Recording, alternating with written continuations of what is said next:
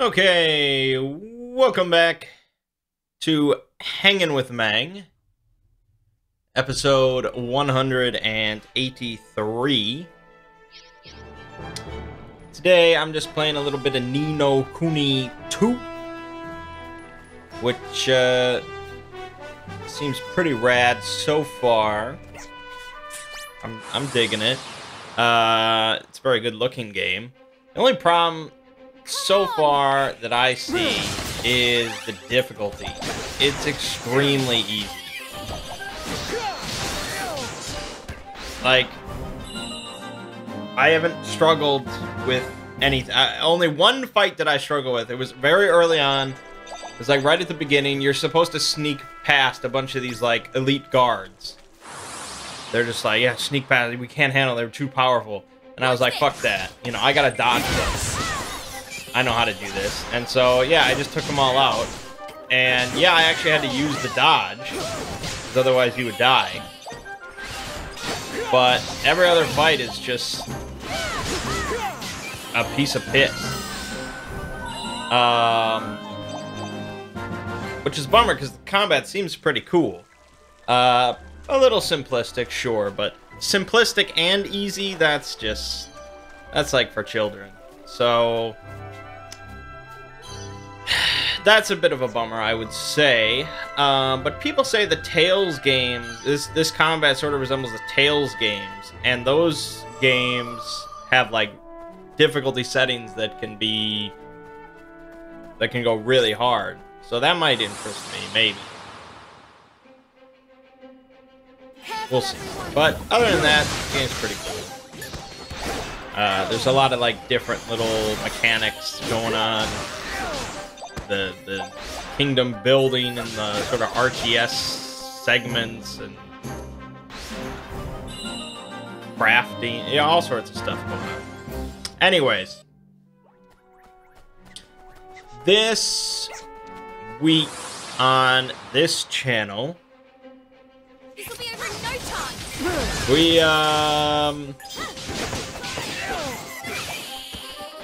yeah, it was pretty much just Advance Wars and Final Fantasy VI. So I think Final Fantasy VI is going to finish tonight. I'll upload the final one tonight. So then we're done with 2D Final Fantasies until the very end, in which I went back to Final Fantasy III. So from here on out, we have a lot of 3D stuff. Starting with Final Fantasy VII, which is actually going to look better than Final Fantasy VIII, because I'm using the sort of re-release version, which looks pretty decent with some HD textures and blah blah blah. But yeah, a lot of the coming Final Fantasies are just, since I can turn off encounters now for a lot of the games, and there's a lot more dialogue and things like that, it mostly comes down to just reading dialogue a lot of the time. I mean, there's combat in there, of course, but there's a lot of dialogue in this game.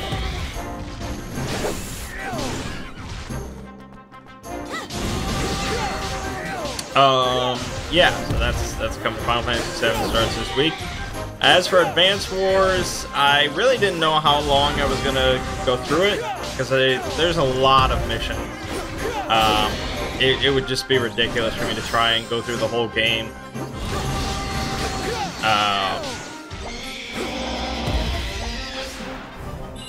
You know, I'm sure I'll play more of it on my own, but I don't know how entertaining it is for an LP to go that long. And I think it's been a long time since we've LP'd like a brand new game, so I think we're gonna be doing Far Cry 5 coming out on Tuesday. It looks like it could be pretty fun. I like the setting, Arica, and yeah, could be a good time. Could be a good time. aside from that, then, I think it's just going to be that until God of War comes out in like 3 weeks or whatever. Watch this. So, yeah. Keep on keeping on.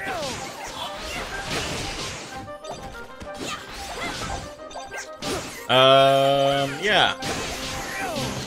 On the Exploring series, I uploaded the Loki video, which did pretty well for itself. People seem to like that one, so that's good. Interesting guy. And Watch this. this week I worked on the Jotnar video, which I'm not incredibly pleased with. I mean, even from like an art standpoint, you know, when you have these creatures that don't really have like much description in how they look, like artists don't really know what to do with them, and that's kind of part of the reason why they became just sort of frost giants, you know, in Marvel and things like that. It's just like, yeah, they're called frost giants sometimes, and so sure, have at it.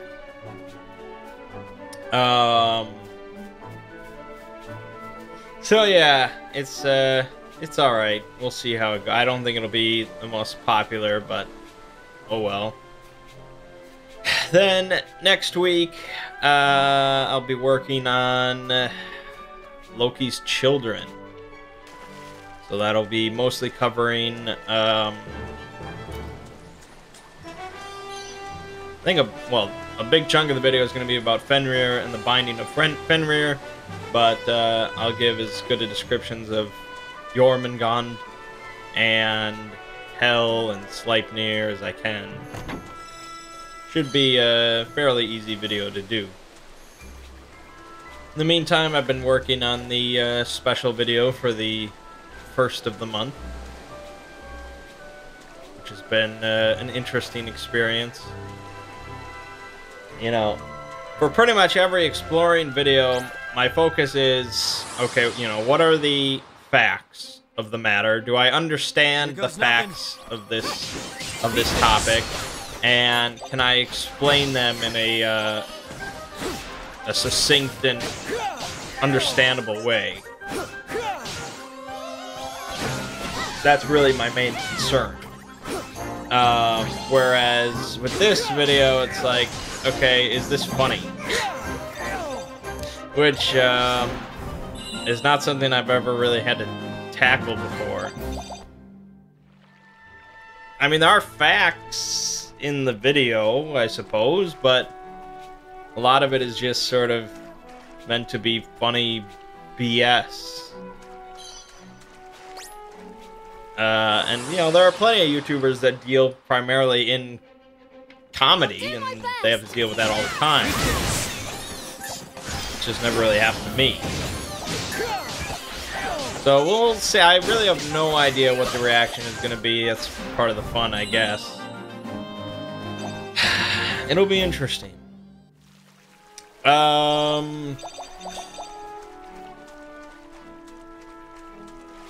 Yeah, so that's that. We don't have too much left for Norse mythology. We have the Children of Loki, the Saga of the Volsungs, Ragnarok, and then that'll pretty much wrap it up. Aside from the potential God of War Norse mythology video, which, yeah, I'm gonna play through as quickly as I can, and then after I play through it, I'll decide if it actually warrants a video, if I can make a video or not.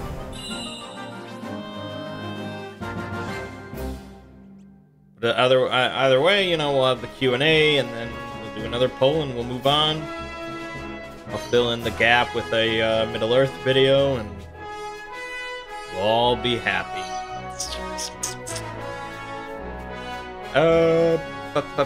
Okay, so that's that. Ready for this? I have been,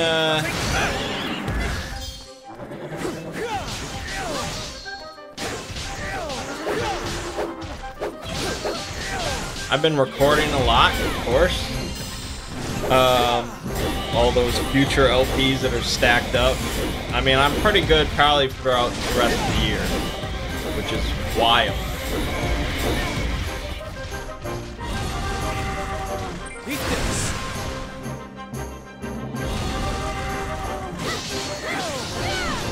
I'm trying to think of what I...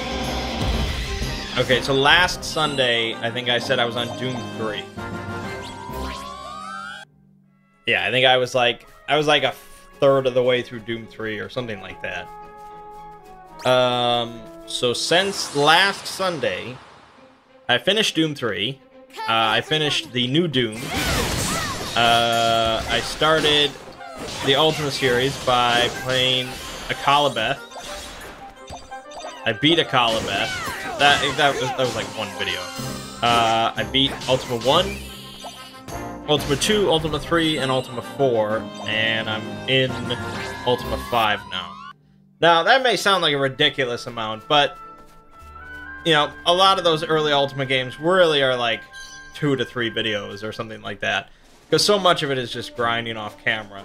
So, I mean, I did a lot of that, but, yeah. Doom is probably the most impressive thing, because that's actually like a full-length first-person shooter, but I just played the fuck out of it, so, yeah. So yeah, the Ultima series is interesting, as you'll find out in like 10 months, 11 months.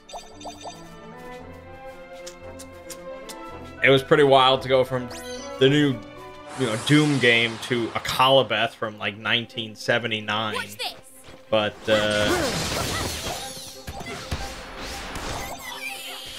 yeah,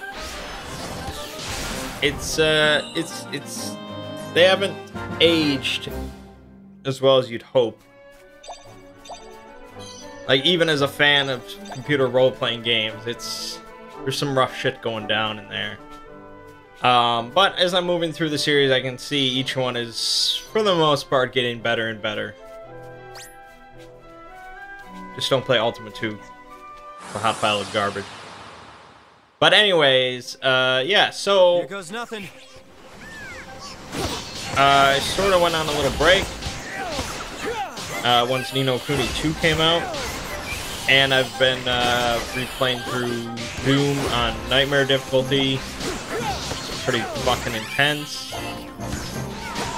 And yeah, but I'm sure it won't take me too long to go through the rest of the Ultima games. Once we get up to like, yeah, 6 and 7, 8, those will probably take a little bit longer, but using a walkthrough for everything, it keeps it nice and brisk. Over in no time.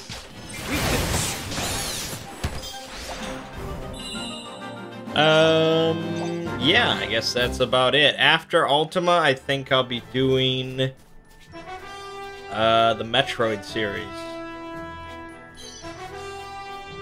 which will probably be the first 2 games doing like the remakes. I think there's like This'll be over in no time. there's Zero Mission, and then I think there's like a fan remake of Metroid 2 using the Zero Mission engine or something like that, so that's probably pretty good.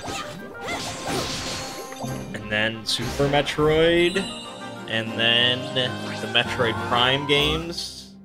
Heard a lot of great things about the Metroid Prime games, so finally get to play through those. And then maybe Other M? Here goes nothing. I don't know. I don't know all the games in the series, but we'll see. But that should keep me busy for a little while. But yeah, so far I've really been enjoying the process of just playing through entire series of games.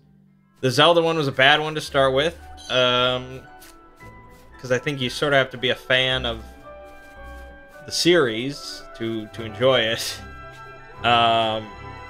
But the Final Fantasy one was an absolute blast. I mean, there were some rough spots here and there, but overall it was really enjoyable to do. The Doom series, much shorter. Yeah, there was a lot of fun times playing through the Doom series. Ultima is more like interesting so far. Just sort of see these relics of computer role-playing history. But they're starting to get actually, you know, decent.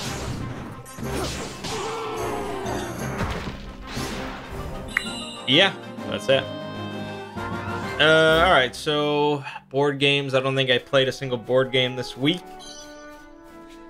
That's how it goes sometimes. We're starting to... Well, it's a little bit early, but, you know, Gen Con is always on the horizon, which is really the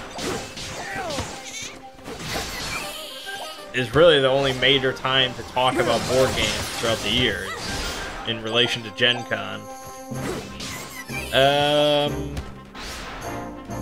So that's pretty exciting, but aside from that, I don't know, man.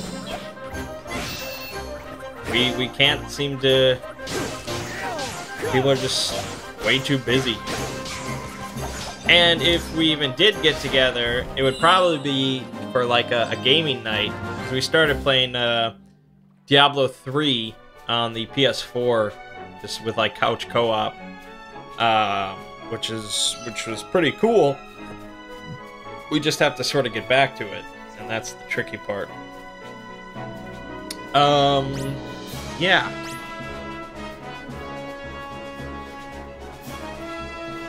I guess that's that. So we'll move on to roll manging for the Sprawl. So when we last left off, we were in a rough spot. We were fleeing Florida after the killing of some Coast Guard, a bunch of gang members, and 4 cops. And so we were heading up to New York in order to find a new life for ourselves. And I said, you know, let's stop off in Boston.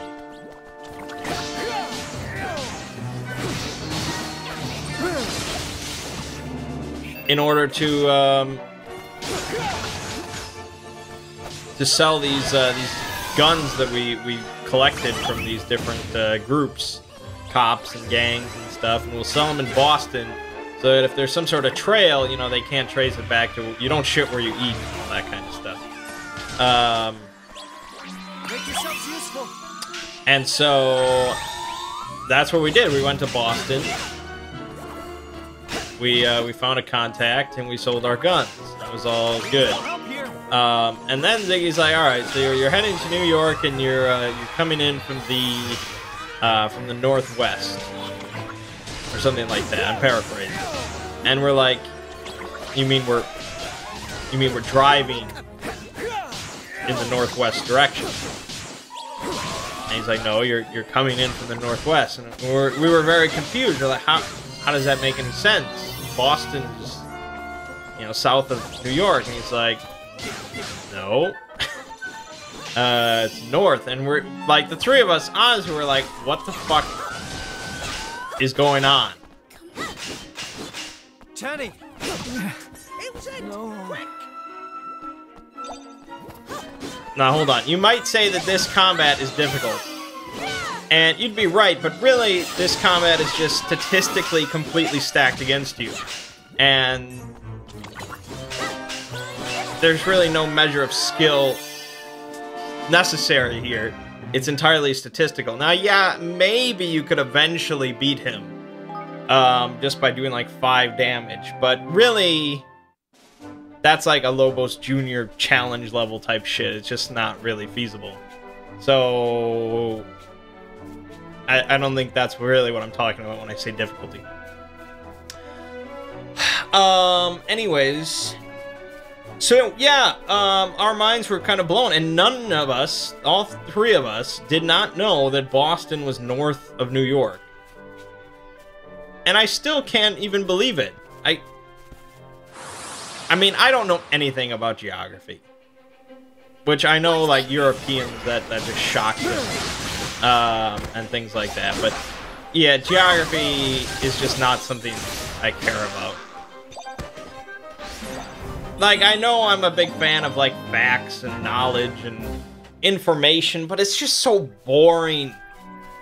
I never could pay attention or do anything. Like, just like, oh, okay, this is here and this is here. It's like knowing dates. It's like, this is the least interesting form of knowledge.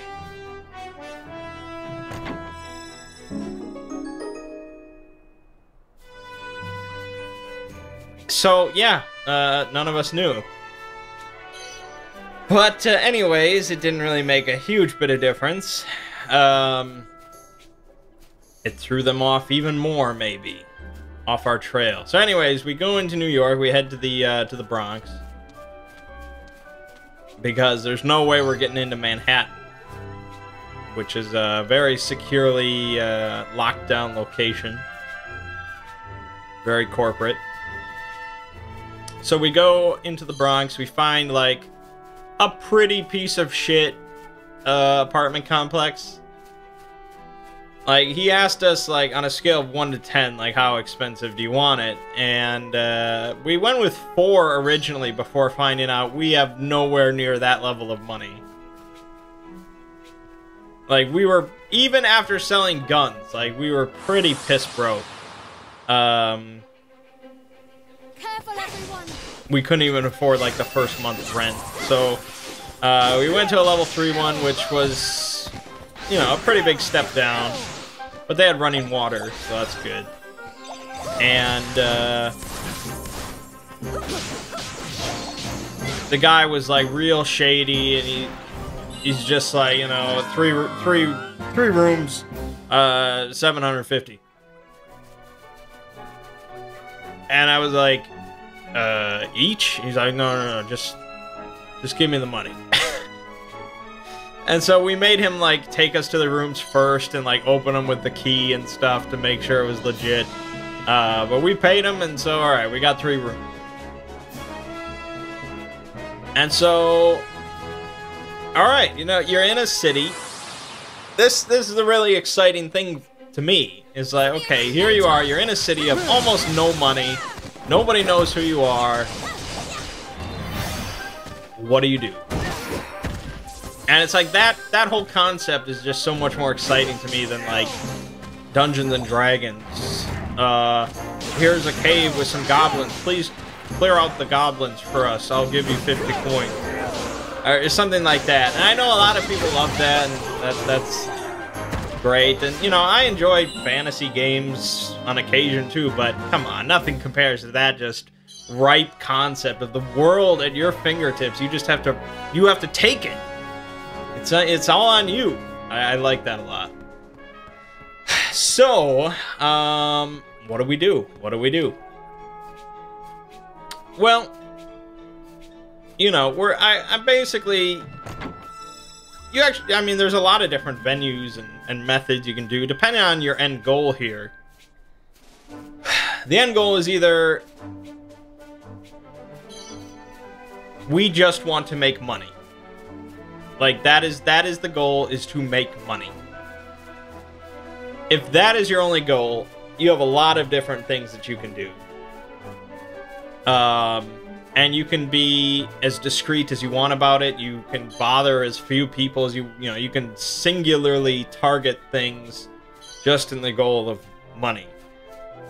But I think we decided we wanted, like, a gang. We wanted, like, to run the fucking mafia, you know? And so to do that, you have to step on a lot more toes. You have to piss off a lot of people and survive. And that's actually a lot trickier. Making money, yeah, anybody can make money doing crime. Yeah, you're risking your life and things like that, sure, but it's an easier task, I think, than founding a crime empire, which is what we wanted to do. So, I think the first step is finding out whose toes we're about to step on. All right, so I wanted to find out who's running things around here. You know, what gangs, how many are in there, what are their operations, things like that. Information, know your enemies, things like that. I think that's usually pretty important. In really almost any game. So, in the apartment complex where we were, there were some prostitutes.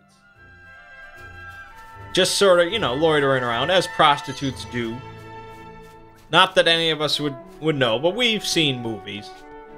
You know, we know what those prostitutes are doing. So we went to one. I got a jazz egg. Nice. I like to sing. Anyways, we went to one of the prostitutes, and we tried to get some information about her, about who's the local drug dealer of the house.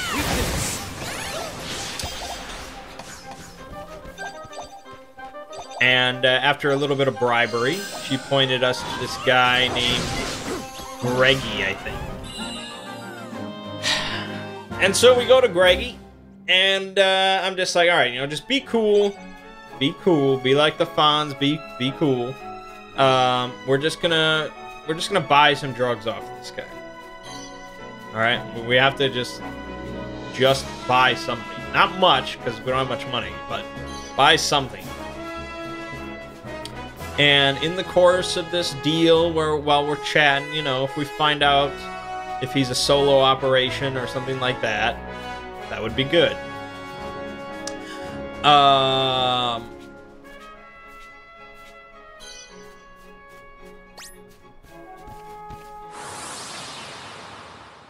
Because if he's a solo operation, he's just in here dealing drugs.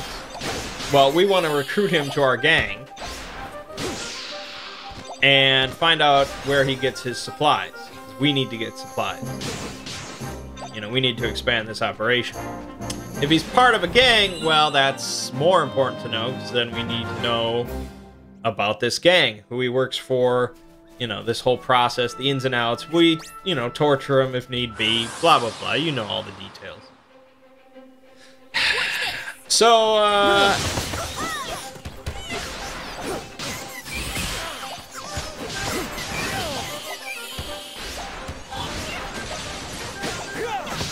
you know, we're sitting down and we're in his apartment and he's getting us the drugs.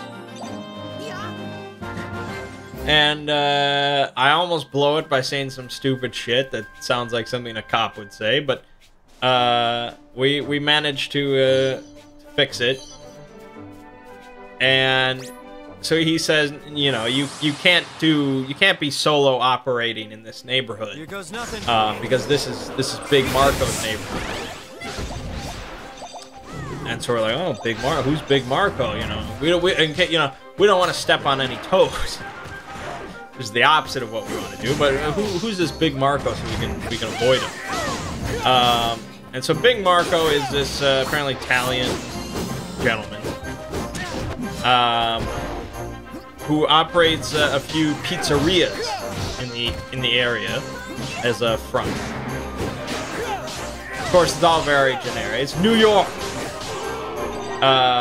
So he operates Big Marco's Pizzeria, which apparently serves really good pizza. But he also runs the crime syndicate in this little area of the Bronx. He doesn't have that much territory, but he apparently keeps a pretty tight hold on it.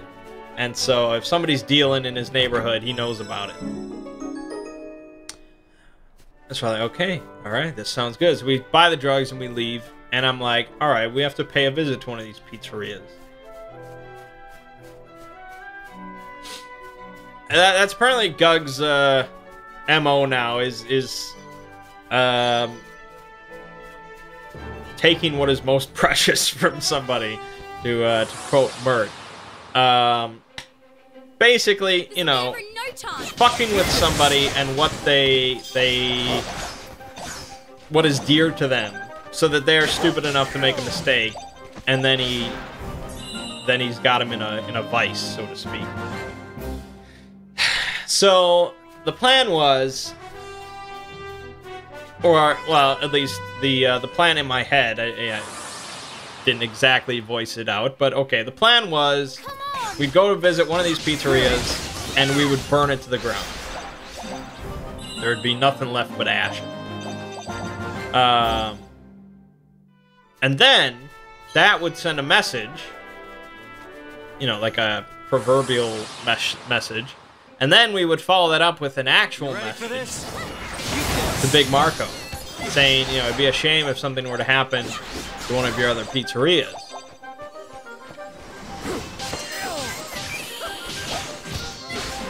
And this would basically incite a war against Big Marco. But we have the advantage of anonymity and a small side, you know, guerrilla tactics and things like that. And all I really wanted to do was kill Big Marco, because any of his men are already trained and know the business, and we want them alive and loyal to us, if possible. You know, if they're not loyal to us, well, fuck them. So we head into the pizzeria. We have Phil ready as the getaway driver. And so Thomas and I go in. Careful, everyone.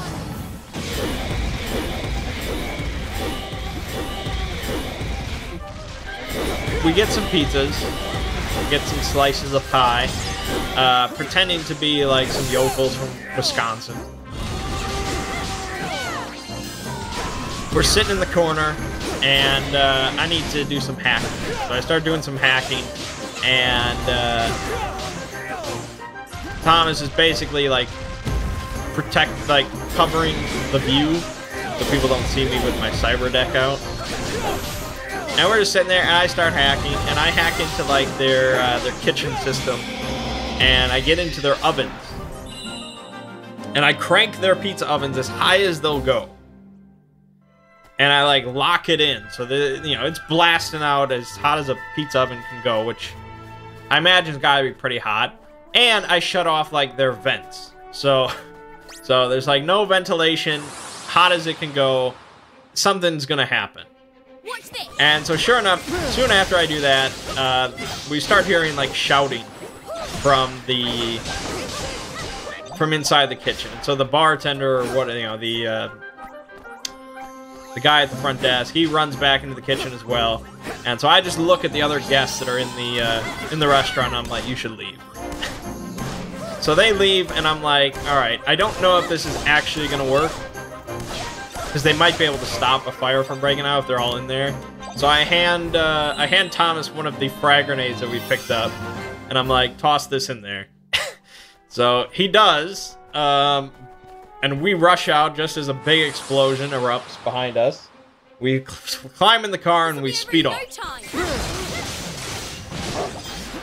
And I was like, alright, well that's probably the end of that pizzeria, I think. It's definitely not going to be in business for a while if it doesn't burn to the ground. And so we're sort of speeding away when some sirens pop up behind us.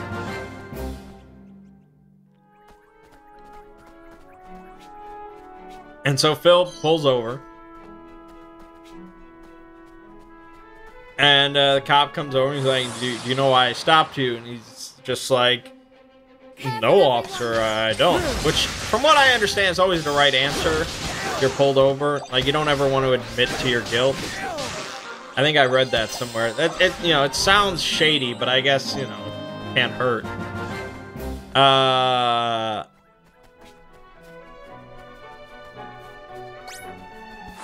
And so, yeah, he was speeding, I guess.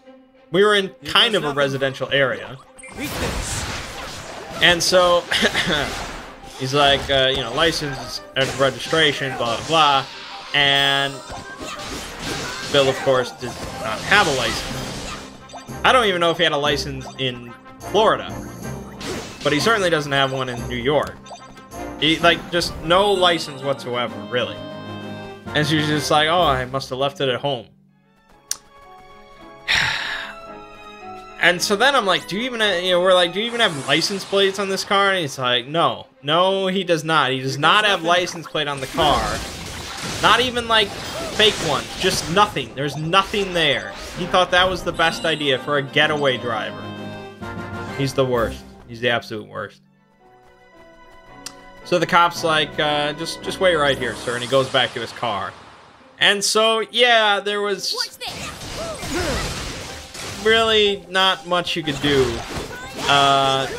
Pretty much either had to kill the cop or get arrested or flee.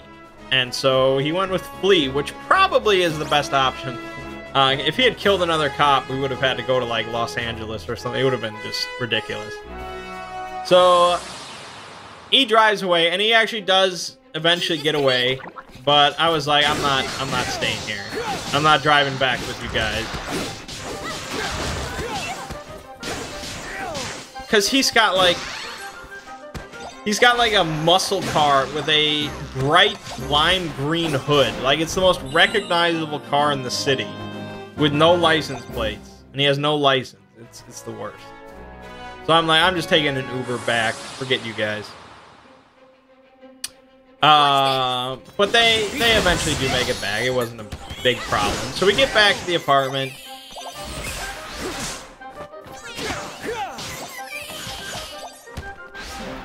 And I think Bill takes his car to get, like, license plates.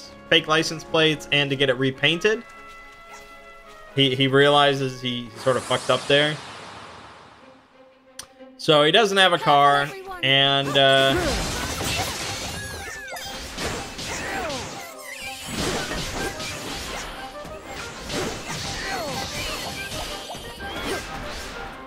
I think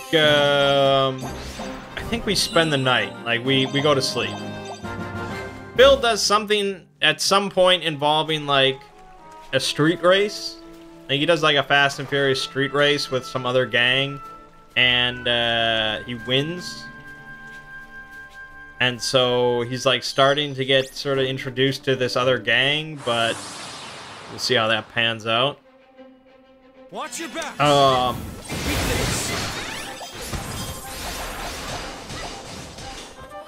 So the next day, we're just, we're walking through the apartment complex. I think we were on our way to visit Greggy, because I needed Big Marco's phone number in order to send him the message about this whole pizzeria thing. So we head over to Greggy's apartment. And standing outside the door is, like, this thug-looking dude holding a gun. Like, visibly holding a gun. And so we're like, oh, what's the situation here, sir? And he's just like, mind your own fucking business. And so, Gug ain't gonna take that. So I attempted to punch him in the throat. It did not work because Gug does not punch people in the throat. This guy was probably like 2 feet taller than Gug, so it was just a no-go. So it was a complete fail. And I got shot in the leg. Nice. And then we find out there was another guy in the apartment with Greggy, roughing him up. So we got into this little shootout with these guys. But we managed to handle ourselves pretty well. I think we killed one, and one we took as like a hostage.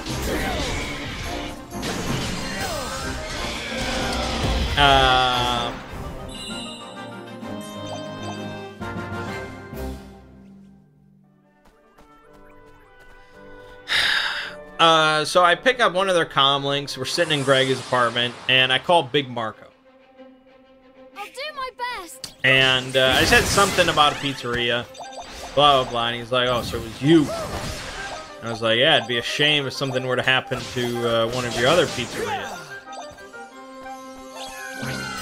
And he's like, if it's a war you want, you got it. And I'm It's like, that's what I want.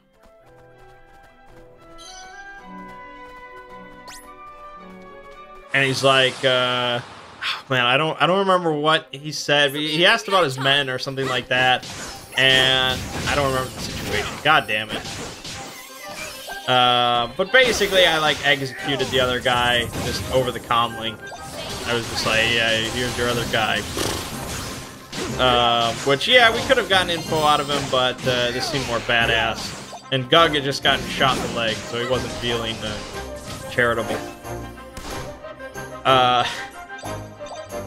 So yeah, we definitely pissed this guy off, which was the goal, right? That was what I said. I wanted to really just piss this guy off, so he made a mistake.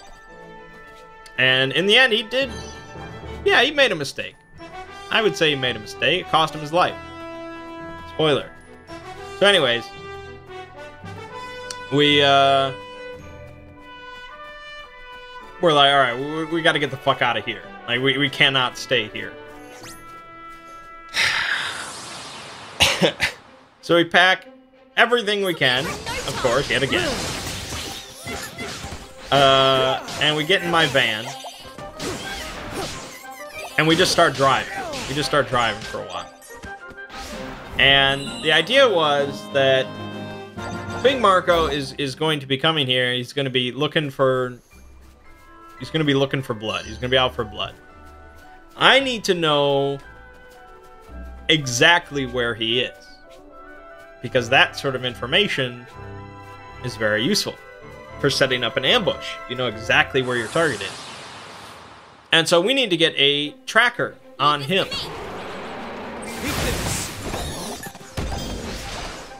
And so, you know, I like to... if possible, I really like to employ, like, different tactics and different, like, gimmicks and things like that all the time.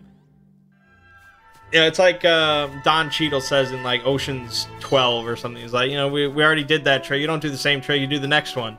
You go on to the next one. It's the same thing. Like, you can do the same thing all the time, and yeah, it might work, but that's not very interesting. So I always like to do different things.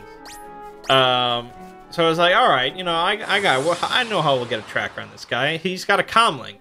All we need to do is get, like, a virus on his comm link, and we'll be able to track that. And we'll be able to, like, track his GPS with this virus, because it's I don't know, it's possible, right? And so I was like, okay, how do I get a virus on this guy's comm link? Well, we need to get him to open a file that sort of surreptitiously downloads the virus onto his comm link. And so I figured the best way to do that is just, like, embed it in a picture file. So I can't use, like, a number of these comm links because he knows those two guys are dead, so that wouldn't work. So I look through their phones and I find some guy named, like, Luigi Pizza or something like that. Very, I don't know how you get more stereotypical Asian than, or Italian than that, but yeah. Luigi Pizza. And so I basically take a dick pic of myself in game, not in real life. I spoof the number it's from to Luigi Pizza, and then I embed a virus into the dick pic that sets up, like, a tracker on his phone using his GPS. So then I send it there. He thinks he gets this picture titled Urgent from Luigi Pizza, and he opens it up, and boom, we're tracking.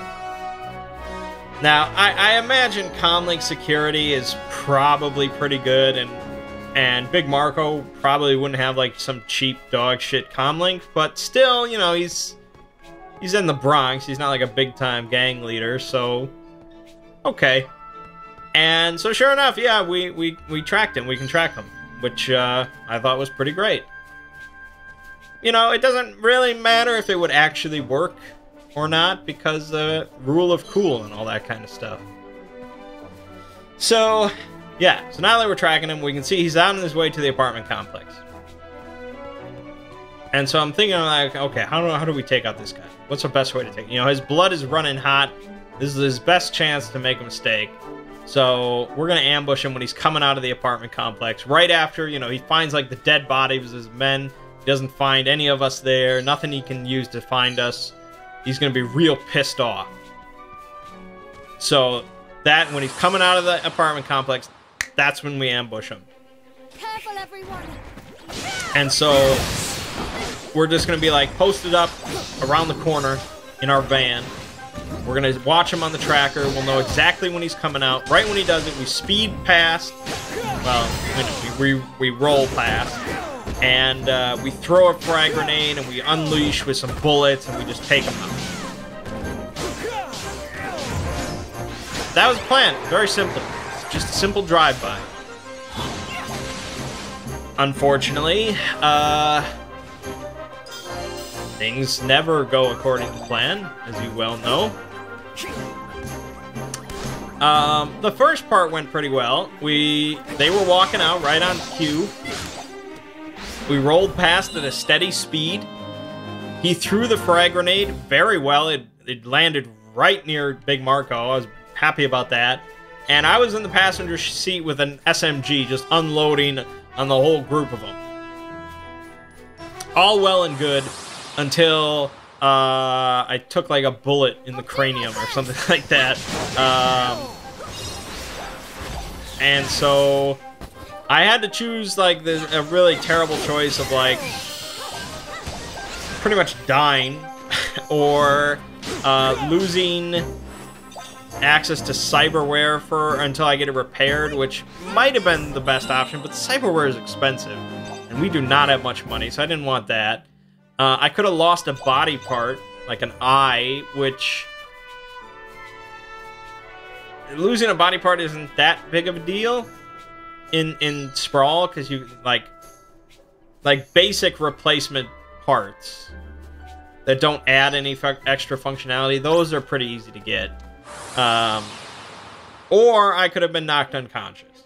And so I was like, alright, you know, this is the most interesting that I don't mind. So I'm going to get knocked unconscious. The job's pretty much done, alright? We killed Big Marco. Like, that grenade, he would not survive it. It's just not happening. So I go unconscious, and I think Phil does some fucky move, and Thomas falls out of the back of the van. Because he was sort of hanging out to throw the grenade out of the back, because there's no side doors on this van. So he was like hanging out the back, and we hit like a bumper. I don't know, Phil did something. I think it was during the turn or something like that. And so Thomas falls out the back.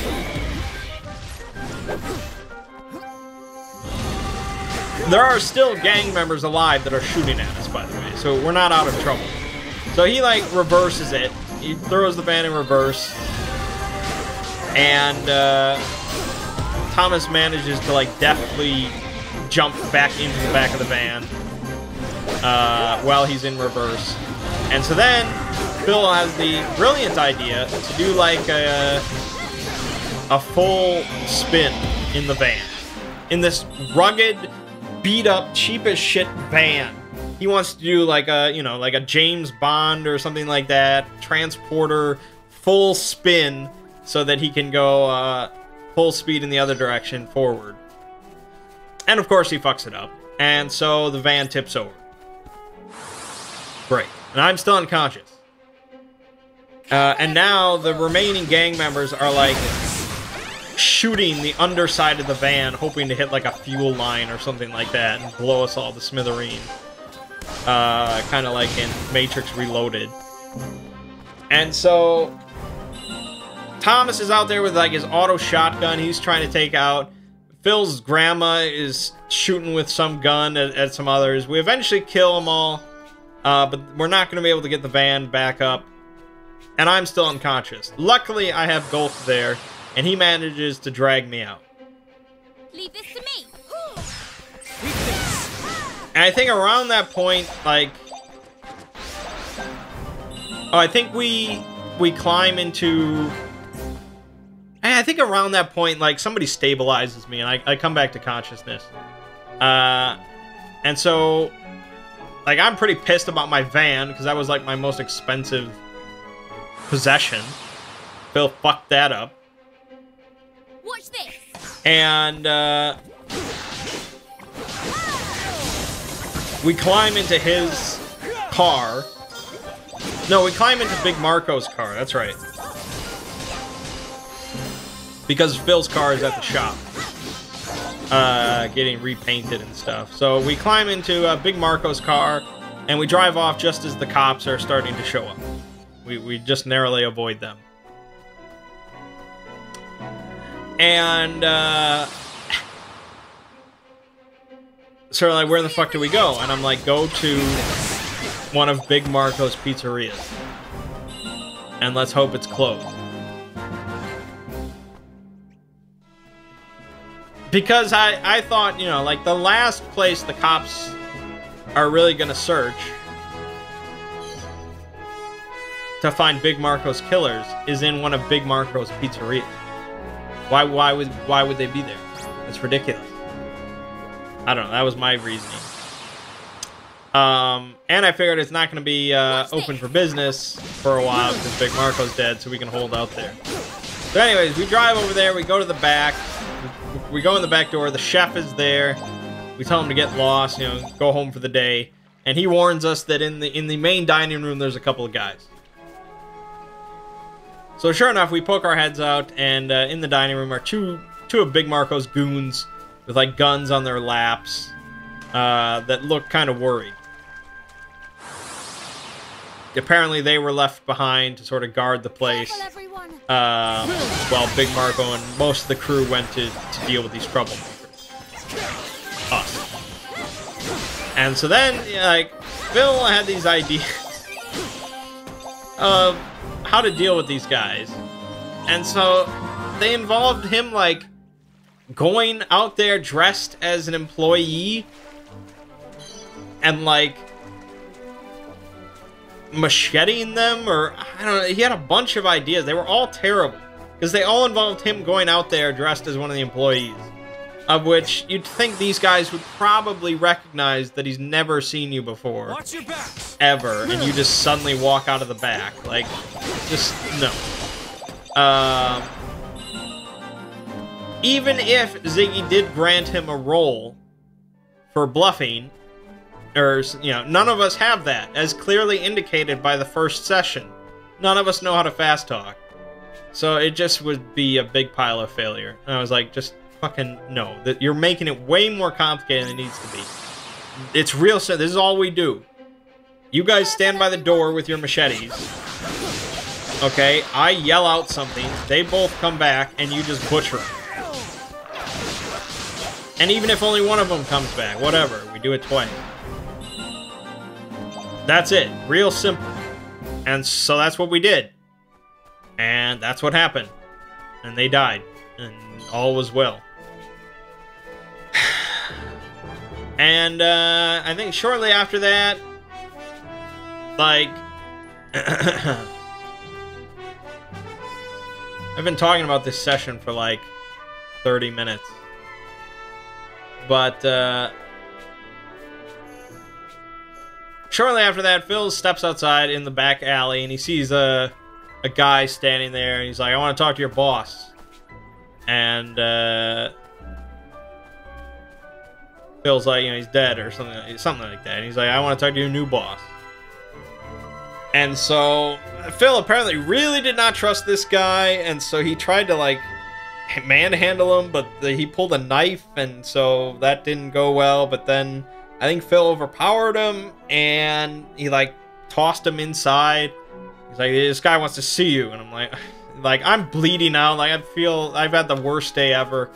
It's like, alright, whatever. So this guy is Luigi Pizza Man. This is the guy. He was apparently like a cook or some. No, he was like just a higher ranking dude or something like that. He was a general goon that handled a lot of stuff. And so he's like, you know, he sees that Big Marco's dead. He knows that. But you can see that I'm not just like, I didn't just wipe him out. Like, apparently I'm looking to take over his territory, and he wants to be, you know, he wants to be in the meat of that. He wants to be a part of it.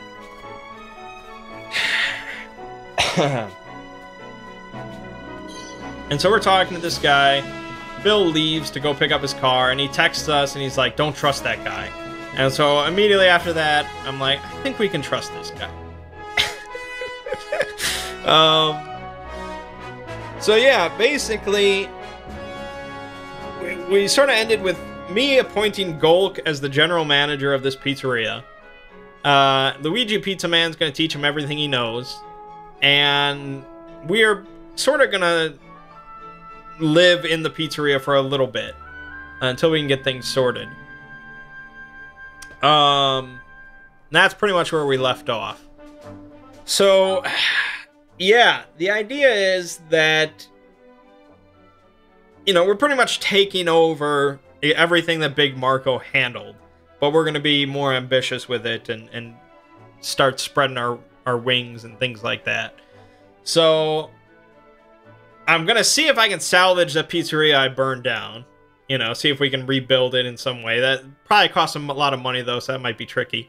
We're gonna have to go to the other pizzeria and make sure they're under the proper leadership. Then we're gonna start collecting profits from the two pizzerias once we reopen them and things like that. I have to find out, you know, exactly how many people are under his employ. I need to make sure that all the people operating in this region of the Bronx know that it's not like a free-for-all. Like, oh, Big Marco's dead, we can all just do our thing now, we can do our own thing. Like, no. Just change of ownership, baby. You work for me now. We gotta find out his suppliers and any sort of financial dealings, all that kind of stuff. Everything that he controlled, I need to figure out. We gotta find another place to live. I wouldn't mind going back to that apartment complex and really, like, taking control of it, owning it, and, like, turning it into, like, the building from the raid, you know, where it's just like a fucking fortress that the cops don't dare go to. And then we have to sort of see, you know, who else's toes are we going to be stepping on? Who were Big Marco's friends, if any? Who are the other gangs in the neighborhood or the outlying areas and stuff like that. So there's a lot of work to be done, but it's pretty exciting. It's pretty exciting. We finally get to build a criminal empire. And we're all still alive, so that's pretty incredible. I could have easily died yet again. In a car, yet again. But so far, it's going alright. It's a lot better than Florida so far. No cops have died. Alright. Yeah, time flies. The only other thing is I saw Tomb Raider this week. It was alright. Like, it was fine. I can't shit on it that much, but it's like, you'd rather just watch, like, Indiana Jones or National Treasure or something. I don't know. It was alright, but you know, it's one of those things where people are always like, oh, the book is better. The manga is better. Well, here it's the game is better. And it's not like it's a bad movie. You know, it's not like a bad video game movie, like Prince of Persia or something like that. It's just the game allows you to, you know, it's like, you know, when they make movies based on, like, you know,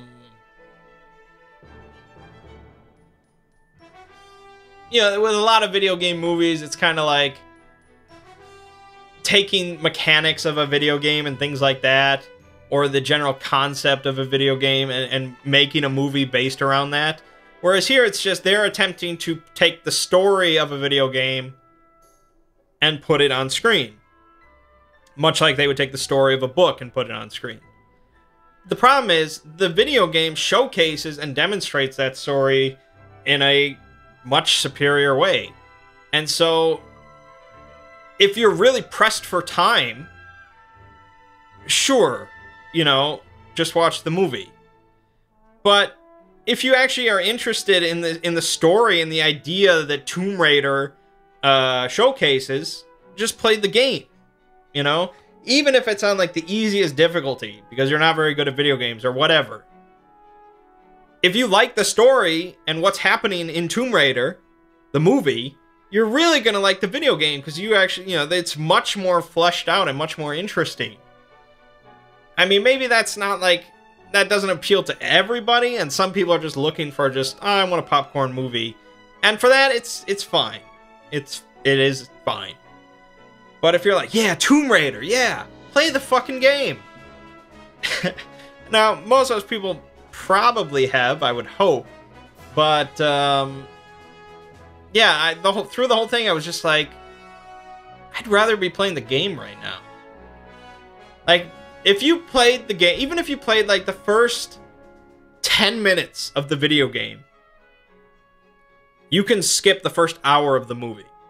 The first hour of the movie is pretty much covered in the first 10 minutes of the video game. It takes her so entirely long to get to the island. It's ridiculous. There's just so much build-up to it. And my big problem was, like, in the video game, I enjoyed the video game because I was fucking slaughtering these guards, these men, these soldiers, mercenaries, whatever. I was just murdering them left and right with, like, bows and like her little climbing axe and guns and stuff, explosive. Like, it was like, yeah, fuck yeah. In the movie, she kills 6 people. 6! And only 4 of those with a bow. One of them, she, like, wrestles and, like, I don't know, she kills him with hand-to-hand, sort of. And then one of them...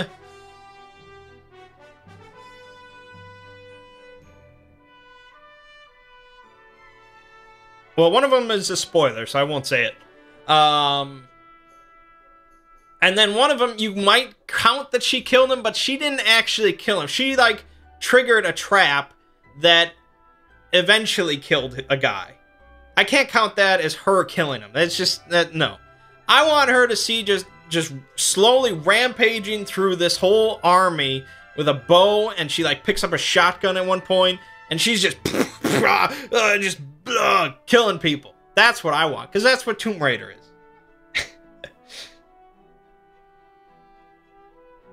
And maybe that's like some sort of ludonarrative dissonance, like in the video games, like you're not supposed to think about how many people she's actually killing. But fuck it, I'd rather see that than her just sort of using her athletic skills to evade the enemies and stuff. Like, come on. Be a badass. Kill people. Come on. These are evil people. Anyways. It took an hour and 10 minutes in that movie for her to kill a person. And it was important enough to me that I actually, like, checked. I kept track of how many she killed and how long it took for her to get her first kill. Like, it mattered to me that much. Maybe some people don't care and it's just a fun popcorn flick and you don't think about, you know, her killing people or whatever. But, I don't know. I would rather just play the game, I guess. I would replay the game before I'd rewatch the movie, is what I'm saying. But it was alright, I guess. Alrighty then, check out the Jotnar video tomorrow. Final Fantasy VII starting this week, along with Far Cry 5, where we get to kill many people. So that'll be fun. But my name is Mangg. This has been Hanging with Mangg, and I'll see you fine folks next week.